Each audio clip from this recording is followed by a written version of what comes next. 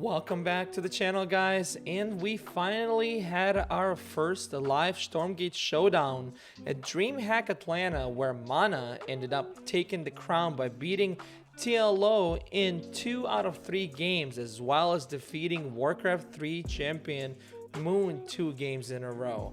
Even though, in my opinion, the event was pretty good and we got to see a lot more gameplay and how pros are playing the game so far, we couldn't really go without negative feedback regarding the game and its design.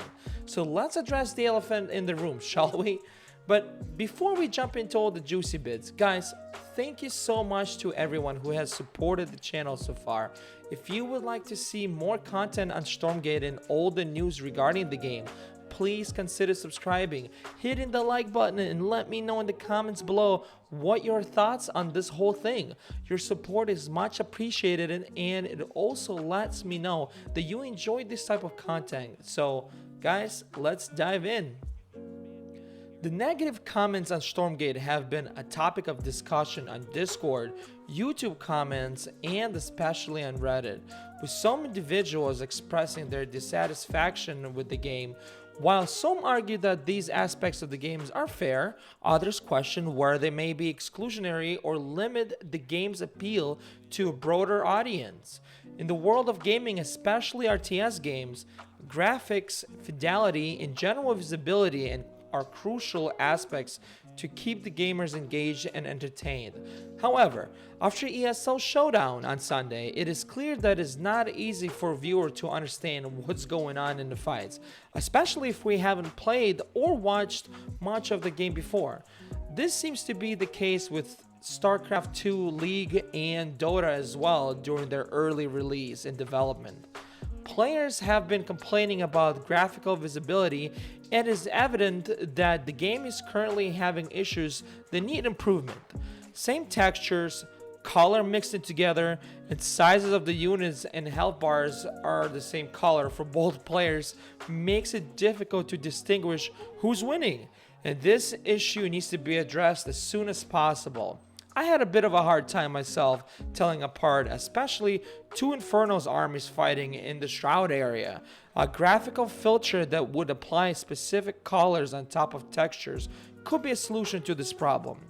Another thing that players have been mentioning is that the game looks like a mobile game. Some people even go to the extent of calling it ugly and needing significant improvements in art style. The maps are not visually interesting, the unit lack distinctiveness, and the color palette is just not right. This viewer shared their opinion as well, stating that the art in the game lacks substantial distinction between the Diablo, the Infernal, race, workers, and bobs with tails. The environment and buildings are generally acceptable. The gameplay lacks new ideas, unlike the Warcraft 3, where each race gathered resources differently. Robots with swords don't make sense to them. Although it shares the StarCraft 2 plus Warcraft 3 vibes, it lacks original ideas, and considering how close we are to the final product. Another player expressed that the game has a cartoonish feeling with a blurry and soapy visuals, resembling to Heroes of the Storm, but now as an RTS. The lack of weight, drip, and momentum adds to the cartoonish feeling, making it appear less serious than Warcraft 3. This lack of detail and attention to details makes the game unappealing and unreliable to them. It seems to me that most complaints pertain to personal preferences like art. For a lot of people, it is very hard to judge something that you can't actually play yourself at this moment, resulting in a cluttered viewing experience. I believe once we get our hands on the beta next month, hopefully it will give players and viewers a better look at the game and the feel of the game. We gotta keep in mind that the game is not finished. Some assets still being worked on, and some designs might be changed in the future. I don't know if the art is gonna be changed drastically in the future, but as the saying goes, you can't please them all. Developers have their own vision for the game and art style, and we at least should respect that. And I believe that they're taking all the feedback into consideration while moving forward with the game development. A few players also expressed that Stormgate lacks variety in units, or just more advanced, stronger units, leading to players using X amount of the same 2 or maybe 3 units to fight all their battles.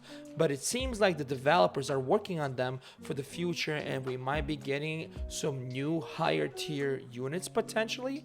I guess we'll just have to wait and see what they have in store for us. So what did we learn after ESL Showdown that is positive about the game? What's new and exciting?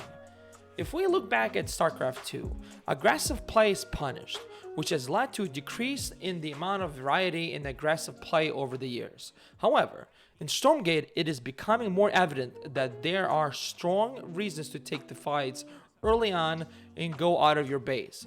This makes the game fun to play and also incentivizes aggression.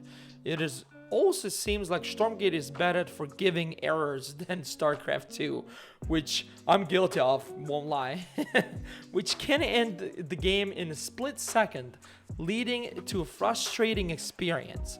From previous streams and matches, it looks like the game has generally less BS and beefier units, making the game more accessible to a broader audience and casual gamers, which in my opinion is very good and needed for a game like this.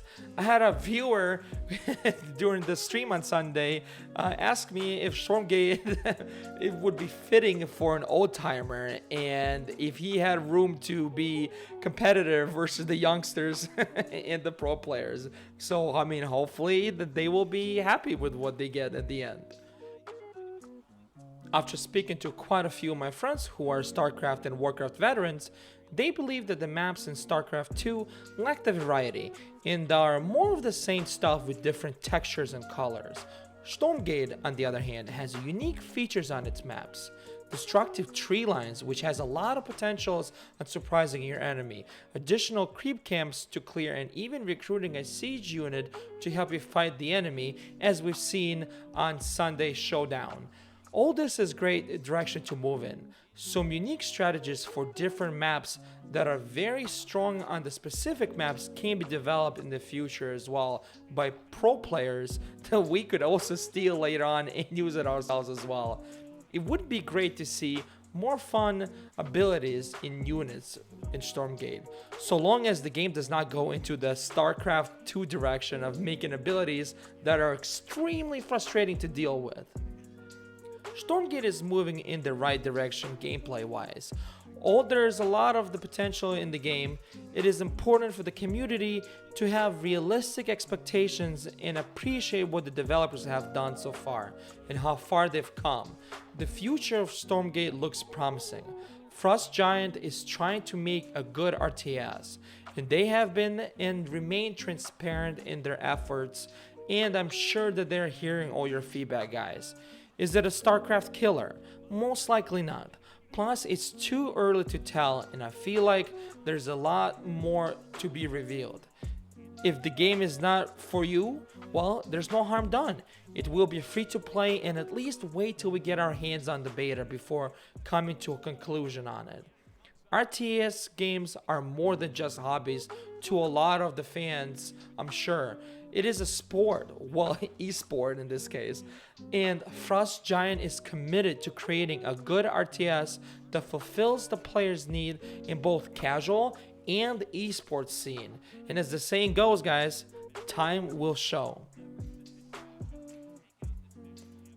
Once again, guys, thank you so much for watching. Thank you for supporting the channel, and please stay tuned for more content regarding Stormgate and StarCraft. We're also going to be covering more Silica as well and all the development that's happening behind the scene on the game.